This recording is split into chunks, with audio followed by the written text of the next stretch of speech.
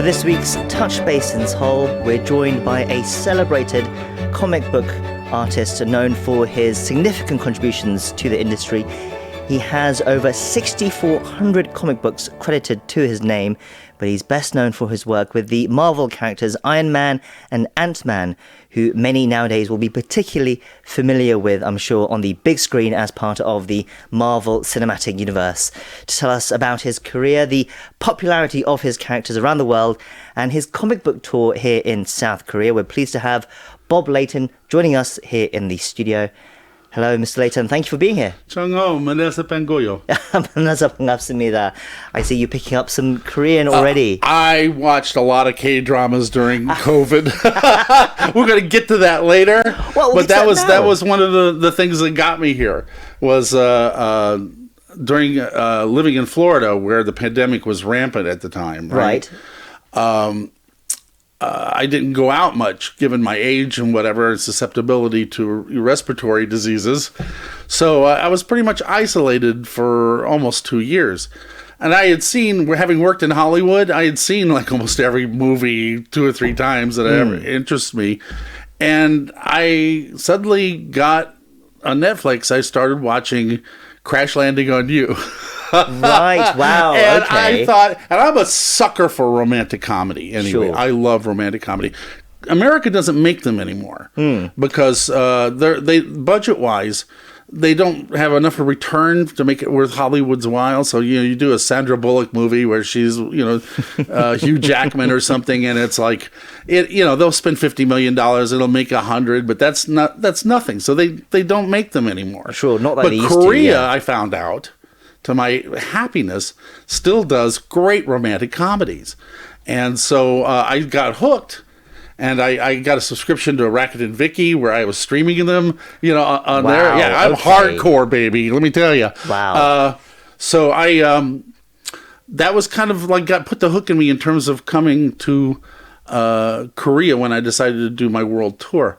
The other thing is I've had 2 Korean American girlfriends, so I already was familiar with the food and the dirty language because I've had it hurled at me. Well, we won't get into the dirty language here. No, we won't do that. You all know the words, but it's like, I've had them hurled at me, so I was very familiar with them. But I love the food. And even though there was the American version, I'm finding out it's very different here and much better.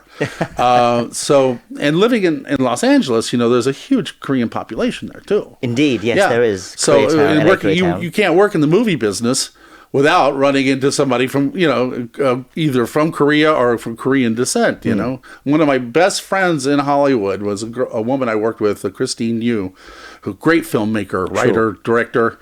And she's like, Bob, you have to get to Korea sometime. You just have to. She goes, you will just fit in there.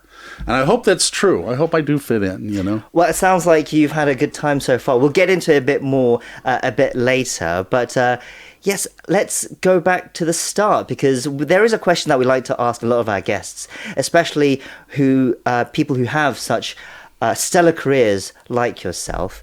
How did you begin your journey with the comic book industry? How did you begin your journey with just drawing and painting? I learned, as a writer too, but I learned to read from comic books before I ever started school. Oh, wow. Okay. My sister, the narrative in the comic was so strong, the visual narrative, that I could tell what was happening. I was 4 years old. I could tell what was happening from panel to panel, right?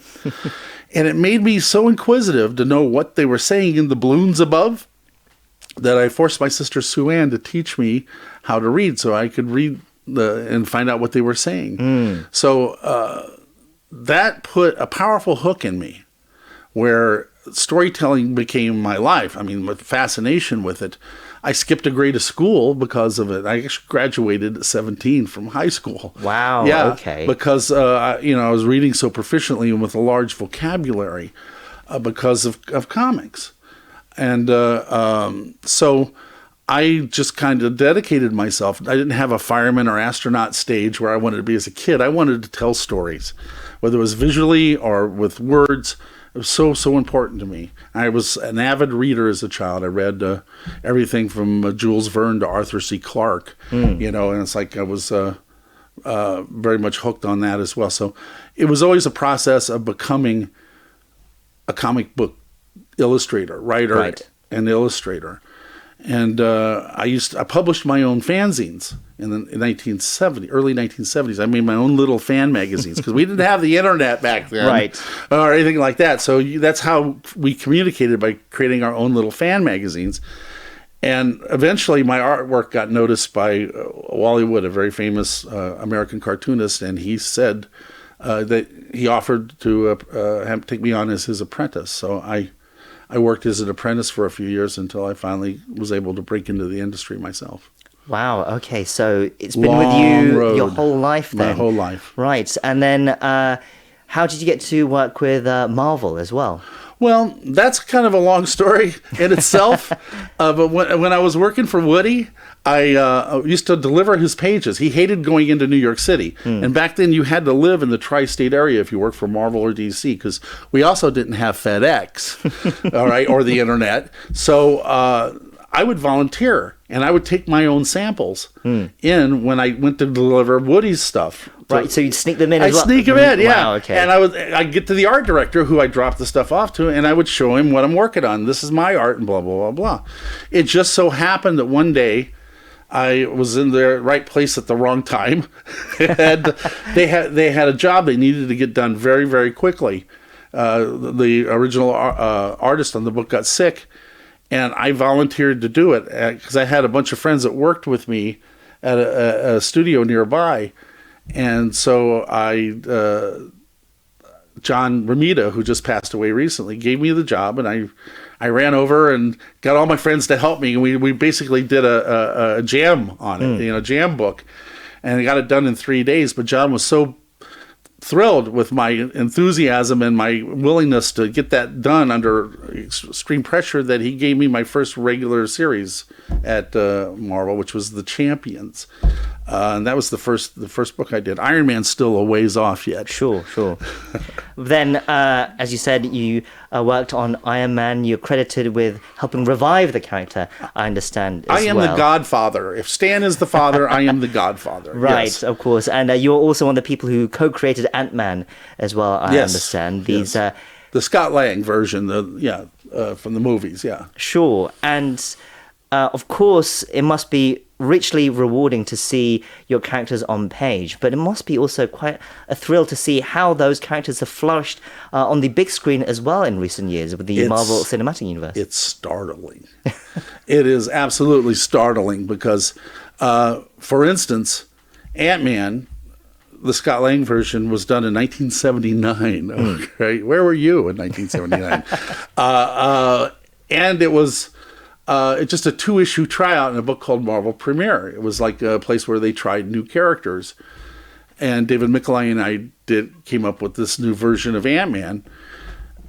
We never thought much of it. We inculcated Ant-Man and Scott Lang into the Tony Stark's universe. And we kept him alive that way. But one of the kids who read that original Marvel Premiere was Edgar Wright, who bought it off the stands. Yes. Wow. And that cover, my original cover, inspired him so much that later as a filmmaker, he came to Marvel and pitched Ant-Man to them. It was the only Marvel movie in the whole deck that was ever pitched from an outside creator. Wow.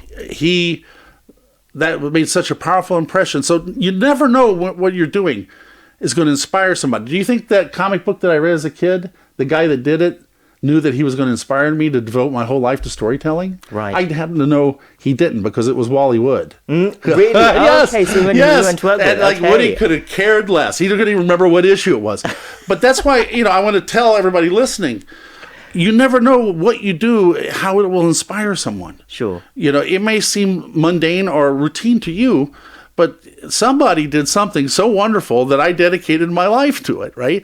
And that 2 issues of Ant-Man was so powerful to Edgar Wright that he grew up, became a filmmaker, and made a movie of it.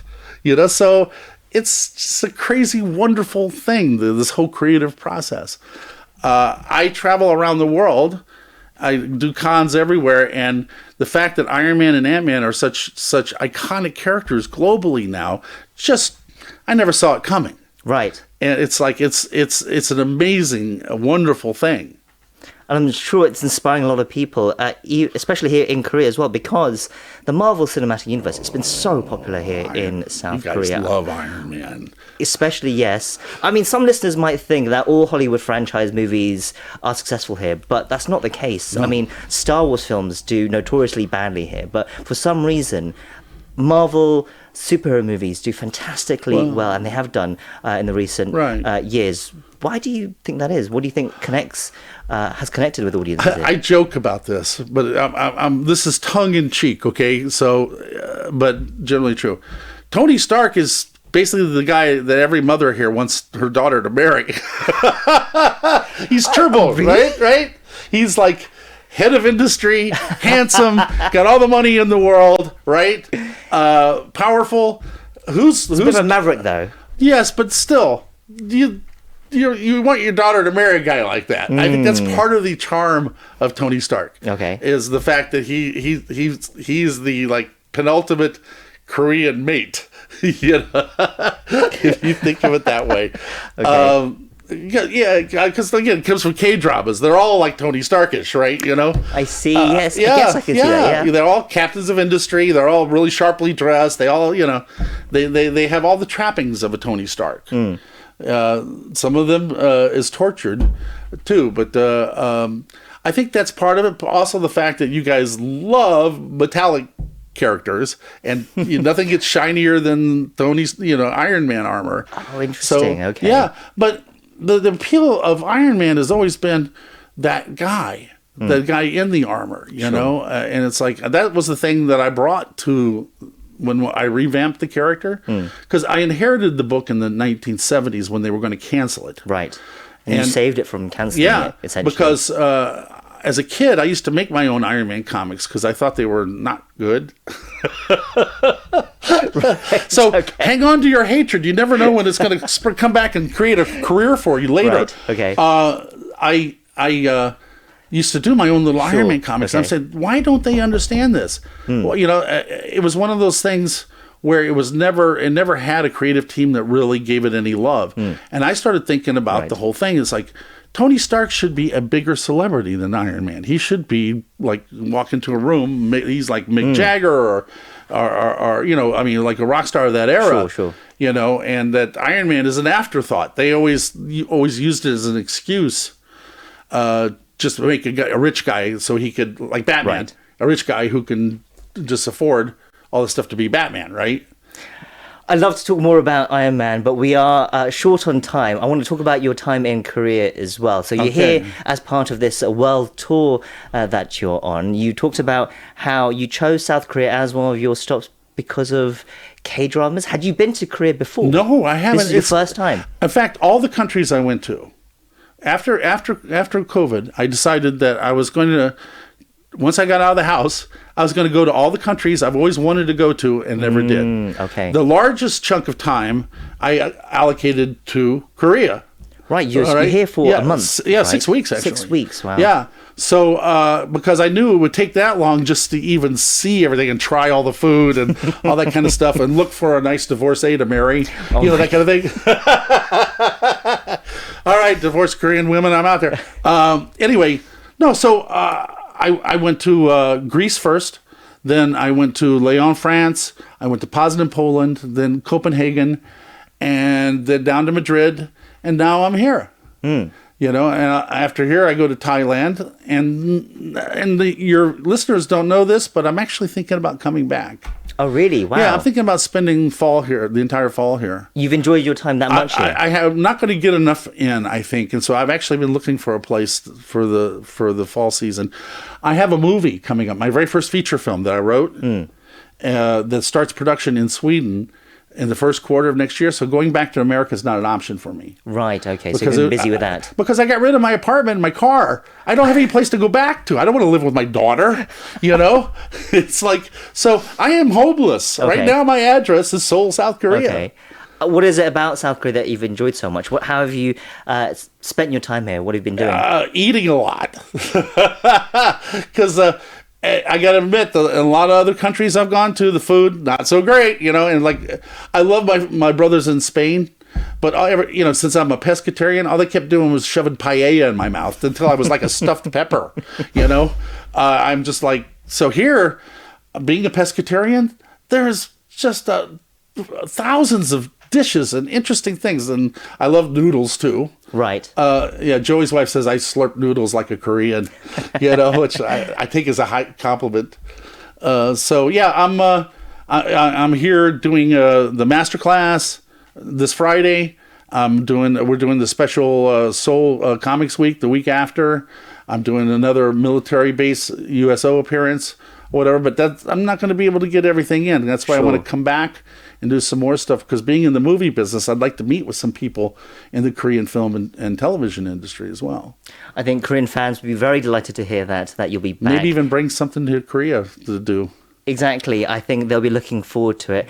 Finally, I wanted to ask as well, what have you made of Korean comic culture, especially webtoons, which have taken off globally as well in recent years? I got to tell you, I did one of the very first web comics in America. It was it's called Colony. It was a science fiction thing that I ran on my website back in like 2002.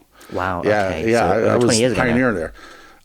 So I am really excited because some of my favorite K-dramas and comedies are from webtoons. Yes, indeed, and I yes. know I find them really fascinating. I haven't had a chance to get into it yet because I'm still learning how to read Korean.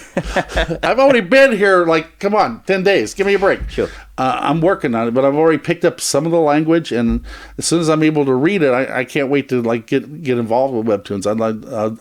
And we're going to have a master class this Friday where I'm going to teach American style comic book art or whatever, and hopefully be able to impart some little tidbits to upcoming artists. Well, we're out of time, so we're going to have to leave it there. But it's been an absolute pleasure to have you on the studio today. It went it's been way a lot too of fast. fun. It did go way too fast. We hopefully will see you again next time you come.